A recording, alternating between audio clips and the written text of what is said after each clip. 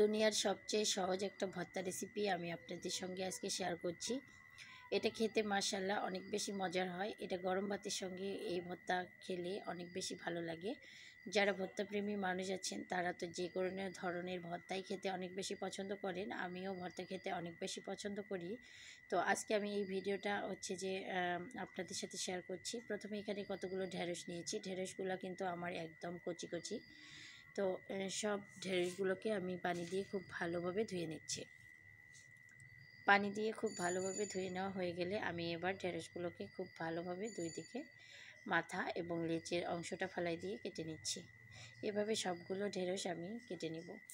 একটু পাতলা পাতলা করেই কেটে নিচ্ছি, বেশি মোটা করব না, তাহলে খুব তাড়াতাড়ি সেদ্ধ হয়ে যাবে আর খেতেও মাশাআল্লাহ ভালো লাগবে। সবগুলো ঢেঁড়স আমার কেটে নেওয়া হয়ে গেলে আমি চলে যাব চুলোর মধ্যে।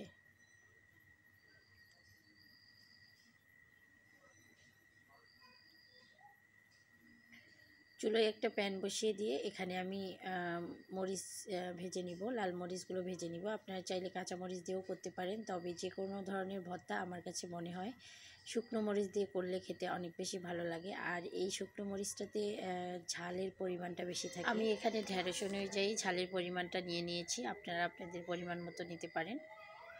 তো এবার আমি একই প্যানের মধ্যে দিয়ে দিলাম ঢেঁড়সগুলো, দিয়ে এবার সেদ্ধ হওয়ার জন্য আমি এখানে পরিমাণ মতো পানি অ্যাড করে দিলাম।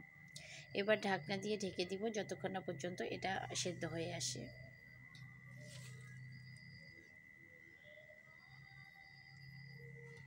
এবার আমি ঢাকনা তুলে একটু নেড়েচেড়ে দিচ্ছি। আমার পানিটা কিন্তু একদম শুকিয়ে আসছে, কিছুটা আছে, তো এটাকেও আমি হচ্ছে পুরোপুরিভাবে শুকিয়ে নিব।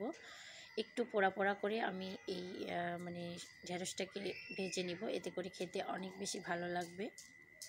ঢেঁড়সগুলো আমার পোড়া পোড়া করে ভাজা হয়ে গেছে। এবার আমি এখানে কতগুলো পেঁয়াজ নিয়েছি এবং মরিচের ডাঁটাগুলো ছাড়িয়ে নিচ্ছি। মরিচের ডাঁটাগুলো ছাড়িয়ে নেওয়া হয়ে গেলে আমি এর মধ্যে লবণ দিয়ে হাত দিয়ে খুব ভালোভাবে মরিচগুলোকে ভেঙে নিব।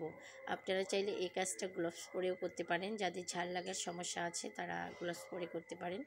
তো আমি হাত দিয়েই খুব ভালোভাবে মিক্স করে নিলাম। এবার এখানে পেঁয়াজগুলো অ্যাড করে দিলাম, দিয়ে খুব ভালোভাবে মেখে নিচ্ছি। এবার এখানে আমি ঢেঁড়সগুলো অ্যাড করে দিচ্ছি, দিয়ে খুব ভালোভাবে হাত দিয়ে ভেঙে ভেঙে নিচ্ছি।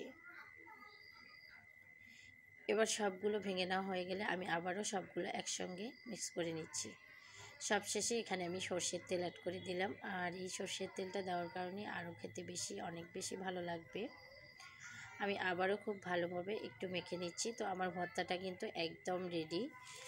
এটা খুব সাধারণ একটা ভর্তা হলেও এটা গরম ভাতের সঙ্গে খেতে কিন্তু অসাধারণ লাগে। আমার ভিডিওটি যদি আপনাদের ভালো লেগে থাকে তাহলে অবশ্যই একটা লাইক করে দিবেন। যারা ফেসবুক থেকে দেখছেন আমার পেজটিকে ফলো করে দিবেন, এবং যারা ইউটিউব থেকে দেখছেন আমার চ্যানেলটিকে সাবস্ক্রাইব করে দিয়ে পাশে থাকবেন।